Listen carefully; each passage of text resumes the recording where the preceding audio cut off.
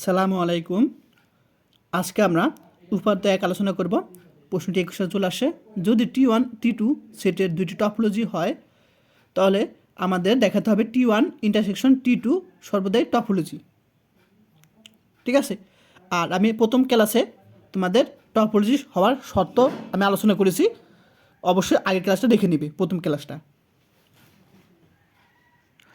তো যেহেতু এটা সহজ তাই তোমাদের বই থেকে এটা বুঝিয়ে দিচ্ছি ইনশাল্লাহ, কারণ যেগুলো তোমাদের বই থেকে বুঝতে সুবিধা হবে বা বুঝতে পারবে সেগুলো আমি বই থেকে বুঝিয়ে দিচ্ছি। তো এখন আমি সলিউশন করব। 19 সালে চলে আসে এটা। তো দেওয়া আছে এক্সের ওপর T1 T2 দুটা টপোলজি।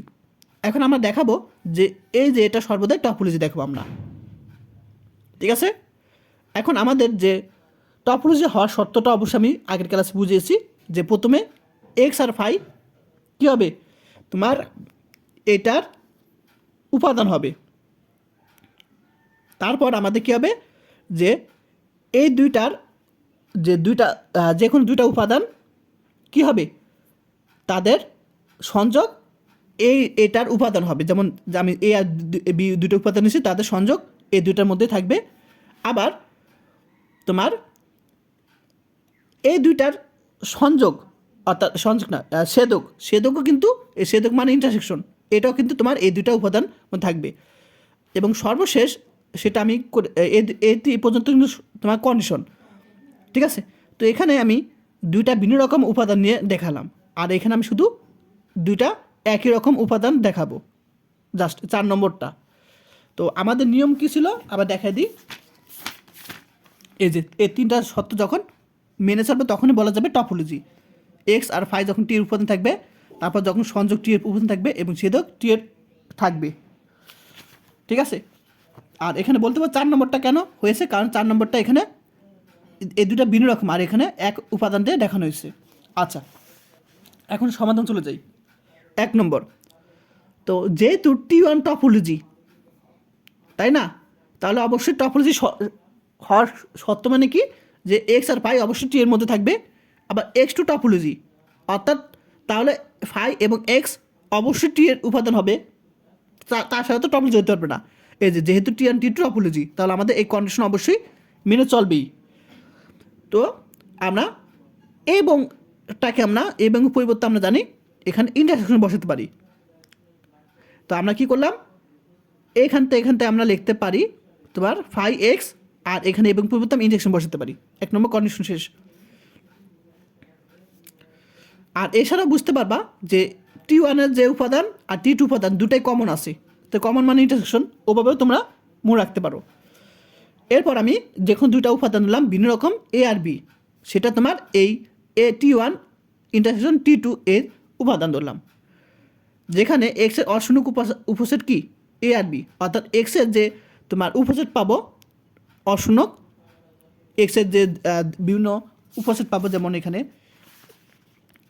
এই যে এক্সের উপসেটগুলো যেগুলো পাবো এক্স আর ওয়াইয়ের, সেইগুলো যে একটা সেট পাবো, সেই সেটগুলোকে আমরা এ আর বি ধরছি আমরা। ঠিক আছে, অর্থাৎ এক্সের উপাদানগুলো নিয়ে যে নতুন উপসেট পাবো সেগুলো আমরা সেটগুলো এ আর বি ধরলাম। আচ্ছা, তো আমি এটাকে কি লিখতে পারি, যে এ আর বি বিলংস টু T1, এটা পরিবর্তে অর্থাৎ ইন্টারসেকশন পরিবর্তে আমরা জানি এবং বসাতে পারি। এখন যেহেতু T1 কি তোমার টপোলজি আর T2 টপোলজি, যেহেতু T1 টপোলজি, তাহলে অবশ্যই আমাদের শর্ত অনুসারে এই দুইটার সংযোগ কি হবে, T1 থাকবে। আবার যেহেতু T2 টপোলজি, তাহলে T2 টপোলজি হওয়ার শর্ত কি, এই দুইটার সংযোগ বলে ছেদক, এটাকে ছেদ বলা হয়। এই দুইটা ছেদ কী হবে, T1 থাকবে। আবার এই দুইটা ছেদ কি T2 থাকবে, কারণ T1 T2 টপোলজি, কারণ টপোলজি সংখ্যা হওয়ার সত্ত্বই হলো এই দুইটার ছেদক কী হবে, T1 T2 মধ্যে থাকবে। তাহলে আমরা এই দুইটা কমন, কমনটা আমরা জানি ইন্টারসেকশন বসাতে হয় T1 T2 মধ্যে গেল। এখন আমি সংযোগটা দেখাবো, তুমি এক পিস দিতে পারো, সমস্যা নাই। আবার ধরি এ আর বি T1 T2 উপাদান দুইটা ভিন্ন রকম, যেখানে এক্সের অশূন্যক উপসেট, অর্থাৎ এ আর বি ধরে নিলাম। আচ্ছা, তো যেহেতু T1 T2 topology, the T one topology, অর্থাৎ এই দুইটার সংযোগ কী হবে, টি ওয়ানের মধ্যে থাকবে। আর যেহেতু টি টু টপোলজি, অর্থাৎ টপোলজির সংখ্যা অনুসারে এই দুইটা সংযোগ কি টি টু থাকবে। তো এই দুইটা দেখো কমন আছে। তো তাহলে আমরা এখানে কমনকে আমরা ইন্টারসেকশনটা প্রকাশ করা হয়, বা অন্যভাবে যদি বলি এটা পরিবর্তে আমরা এখানে ইন্টারসেকশন বসালাম, একই বিষয় এবং পরিবর্তে। এখন আমি এই যে উপাদান এ আর বি দুটা ভিন্ন রকম ধরছিলাম, আর এখন আমি ধরলাম যে জি আলফা, অর্থাৎ তোমার এই দুইটা একই রকম আমরা ধরে নিলাম, যেখানে এই আলফাটা হলো এ যে ডেল, এই ডেল হলো একটা সেট 1 2, ঠিক আছে। তাহলে এখানে 1 2কে আমরা একসাথে ধরে নিলাম, উভয়কে আমরা আলফা দ্বারা প্রকাশ করলাম, ঠিক আছে, এক ধরে নিলাম আমরা, অর্থাৎ G1 G2কে আমরা দুইটাকে একসাথে ধরে নিলাম, এই দুইটার উপাদান, ঠিক আছে, একই রকম। তো তাহলে আমরা এটাকে ওই ইন্টারসেকশন পরিবর্তে আমরা এবং লিখতে পারি আলাদা করে, তাই না, সেট ফাংশন পরে আসো। এখন এই যে এখানে আলফা হলো তোমার 1 2, অর্থাৎ এখানে G1 G2 এগুলো তোমার কি টির উপাদান, ঠিক আছে। তো এই যে এখানে আমরা এটাকে আমরা এভাবে ইন্টারসেকশন লিখতে পারি 1 2কে। আবার এটাকে আমরা সেমভাবে লিখতে পারি যে এই আলফার ইন্টারসেকশন লিখতে, কারণ এখানে তোমার যে আলফাটা কি আছে 1 2, যে 1 2 আছে এখানে 1 2, অর্থাৎ G1 G2 এটা লিখতে পারি এখানে আলফা 2 এর উপাদান, কি যে আলফা 2 এর উপাদান, ঠিক আছে। এই যে যেহেতু T1 T2 টপোলজি। এখন বলতে পারো আমি তো ইন্টারসেকশন নিতে পারতাম, হ্যাঁ ইন্টারসেকশন নিয়ে করতে পারো, তাহলে আবার ইন্টারসেকশন করলে আবার কি জিনিসটা তো আবার অন্য একটা মানে একটু ঝামেলা লাগতো। আর আমি এটা তোমার সংযোগের মাধ্যমে জিনিসটা ঝামেলা লাগেনি, কারণ ইন্টারসেকশন করলে আবার আরেকটা নিয়ম আছে, ঠিক আছে। তো ওই নিয়ম দরকার নেই, যে কোনো একটা করলেই হবে। এই একই রকম সংখ্যার ক্ষেত্রে আমাদের জি আলফা তো একই রকম, তো দুইটা উপাদান মিলে একটা হয়েছে, তখন আমরা শুধু এটা দেখালেই হবে, সংযোগটা দেখালেই হবে, ইন্টারসেকশন দেখানোর দরকার নেই। আচ্ছা, তাহলে আমরা এখানে শুধু সংযোগটা দেখালাম। তো যেহেতু তোমার এইখানে T1 টপোলজি, তাহলে এই যে G1 এর যে উপাদান, G1 মানে কি, সরি এই যে আলফা, আলফা মানে তো বললাম যে 1 2, এখানে আলফার ডেলি উপাদান, অর্থাৎ তোমার কি এই আলফা কিন্তু 1 2 হিসাবে, তাই না। তাহলে এখানে যদি আমরা G1 G2 পাবো, তাহলে এগুলো আমরা সংযোগ নিচ্ছি, সংযোগ, কারণ আমরা জানি টপোলজি হওয়ার সংযোগটা সংযোগ হবে, সংযোগ উপাদানগুলো টি এর থাকবে। আবার T2 ক্ষেত্রে T2 টপোলজি, তাহলে এই দুইটার যে সংযোগ অর্থাৎ G1 G2 পাবো, আলফা মান যদি 1 2 বসাই, তাহলে এই দুই সংযোগও কিন্তু T2 এর মধ্যে থাকবে।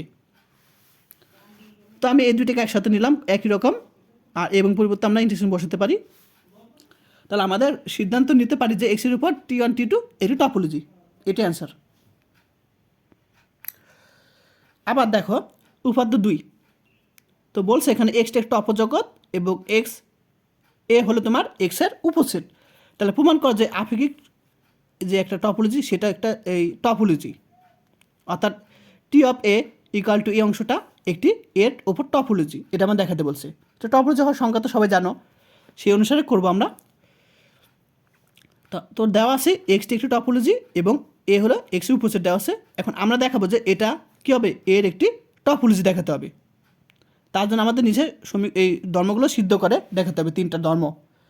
আচ্ছা, তো এখানে আমাদের অবশ্যই ফাঁকা সেট এবং যে এক্স, ফাঁকা সেট এবং এক্স অবশ্যই টি এর প্রথম কন্ডিশন কি, ফাঁকা সেট এবং এক্স অবশ্যই টি এর উপাদান হতে হবে, এই যে সেটা আমরা দেখাবো।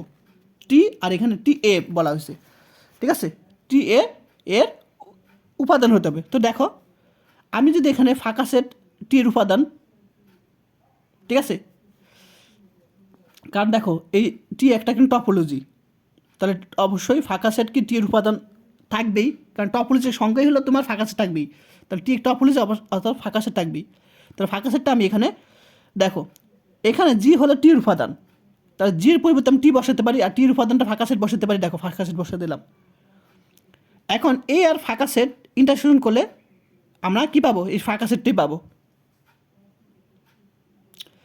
ঠিক আছে, কারণ সবাই জানি নিঃশ্বেদ ফাঁকা সেট হবে এখানে দুইটা ভিন্ন রকম হলে। এখন আবার টি কিন্তু একটা তোমার টপোলজি, ঠিক আছে। তাহলে অবশ্যই এক্স থাকবে টির মধ্যে, তাহলে আমরা জির পরিবর্তে টি আর টির পরিবর্তে আমরা এখানে এক্স বসাতে পারি। এই যে এক্স বসে দিলাম এখানে। তো এ আর এক্সের মধ্যে যদি আমি কি করি, আমরা ছেদক করি, তখন আমাদের কি এই এইটাই থাকবে এখানে, ঠিক আছে। আমাদের নিয়ম অনুসারে এই থাকবে এখানে, অর্থাৎ তুমি এক্সের সাথে যা নিবা বি সি ডি সেটাই হবে এখানে, মনে রাখো নিয়মটা। এখন দেখো, তাহলে আমরা এক্স কিন্তু আমরা টির উপাদানের মধ্যে পেয়ে গেছি। আবার এ কিন্তু দেখো, এ কিন্তু আবার এক্সের উপসেট, অর্থাৎ এ যা এক্সও কিন্তু তা, ঠিক আছে। তাহলে আমরা এই ফাঁকা সেট আর এর পরিবর্তে এক্স বলা যায়, অর্থাৎ এক্স আর ফাঁকা সেট কিন্তু টি এর মধ্যে আছে, অর্থাৎ আমার কিন্তু প্রথম কন্ডিশন মেনে চলছে। এক্স আর ফাঁকা সেট কিন্তু অবশ্যই টি এর মধ্যে আছে, আর এ আর এক্স কিন্তু একই উপসেট বলছে এখানে। এখন দ্বিতীয় কন্ডিশনে যাই।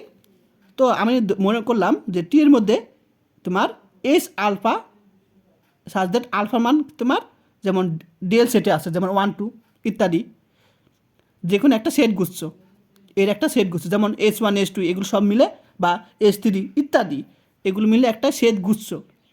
তো তখন প্রত্যেক আলফার জন্য, আলফা যার মান কি ডেলের মধ্যে আছে, অর্থাৎ 1 2 3 ইত্যাদি জন্য একটি সেট পাবো জি আলফা।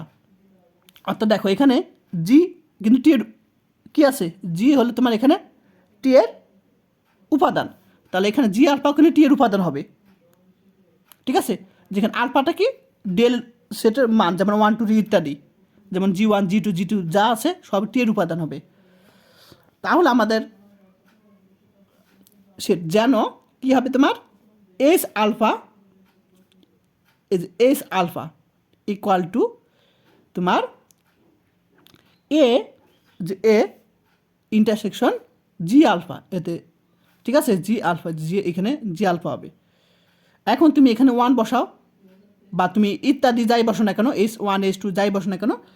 তো আমি কি করলাম এখানে, তোমার প্রথমে আমি সংযোগ দেখালাম, পরে আমি দেখো ইন্টারসেকশন দেখাচ্ছি আমরা। তো প্রথমে আমি সংযোগ দেখালাম এখানে আমরা, তাহলে এটার সংযোগ, এটা আমি সংযোগ করলাম, আর যেখানে আলফাটা হলো ডেল উপাদান। এখন আমি এই যে এইটুক বাইরে নিয়ে আসলাম, এইটুক, আর এই যে সংযোগটা ভিতরে নিয়ে আসলাম, লিখতে পারি না, লিখতে পারি। আচ্ছা, এখন এই যে অংশটা আছে, এই অংশটা কিন্তু তোমার টি এর কী আছে, উপাদান, তাই না। আচ্ছা, তাহলে এই যে টি এর উপাদান, তাহলে এ টি, অর্থাৎ এক বলতে পারি না, জি আর টি তো একই বিষয়। তাহলে এটা মানে কি টি এ, তাহলে টি এ একসাথে লিখতে পারি, বুঝতে পারছো। এই যে লিখে দিচ্ছি দেখো, যেখানে এই যে এটা কি তোমার টি এর উপাদান, আর এখানে জি মানে তো টি, তাহলে আমরা এইখানে, আর এটা মানে তো যে লিখতে পারি জি মানে টি, অর্থাৎ আমরা টি এ লিখতে পারি এখানে। আমাদের কিন্তু হয়ে গেছে প্রথমটা, দ্বিতীয়টা। এখন আমি সেদক দেখাবো, সেদকটা। তাহলে মনে করলাম টি এর মধ্যে S1 S2 দুইটি সেট, যেমন এখানে আমরা এস আলফা ধরছি, অর্থাৎ আমরা এখানে একই মান ধরছিলাম, ঠিক আছে। তো এখানে আমি দুইটা ভিন্ন রকম ধরলাম S1 S2। তো তখন G1 এর মধ্যে T1 এর মধ্যে কী থাকবে, G1 G2 বিদ্যমান থাকবে। যেমন এখানে এস আলফা ক্ষেত্রে জি আলফা কিন্তু টির মধ্যে ছিল, এস আলফা জি আলফা, আর এখানে S1 S2 ক্ষেত্রে টি এর মধ্যে G1 G2 বিদ্যমান থাকবে, একই রকম কিন্তু। তারপর এটা দেখো, আমি এখানে SM1 বসালাম, আবার SM2 বসালাম, একই বিষয়। তো এই দুইটা এখন আমরা কী করব, ছেদক করব, ছেদক করলাম। তো এখানে আমরা ছেদক এ আর এ কমন যাবে, আর এখানে আমরা G1 G2 একসাথে নিলাম। এখন দেখো G1 G2 তোমার টি এর উপাদান, ঠিক তাহলে আমাদের এই দুইটা সংযোগ কী হবে, টি এর উপাদান হবে, কারণ G1 G2 যেহেতু টি এর উপাদান হবে, তাহলে এই দুইটা সংযোগ কিন্তু টি এর উপাদান। তাহলে এ টি, আর এখানে জি আর টিতে একই বিষয়, তাহলে আমরা এখানে যে জায়গায় টি বসালেও একই জিনিস টি এ লিখতে পারি, যে টি এ, এই যে টি এ লিখতে পারি, এটা তো টি, অর্থাৎ এখানে টি যদি ধরি তাহলে জি এ ইন্টারসেকশন টি এ, তাহলে টি, কারণ জি আর টি তো একই বিষয়, তাহলে আমি টি এ লিখতে পারি, যে টি এ বসালাম, অর্থাৎ এর উপর এই অংশটা কি একটি টপোলজি, টি একটি টপোলজি বলতে পারি, কারণ আমাদের টপোলজি তিনটা শর্ত মেনে চলছে, এই যে তিনটা শর্ত।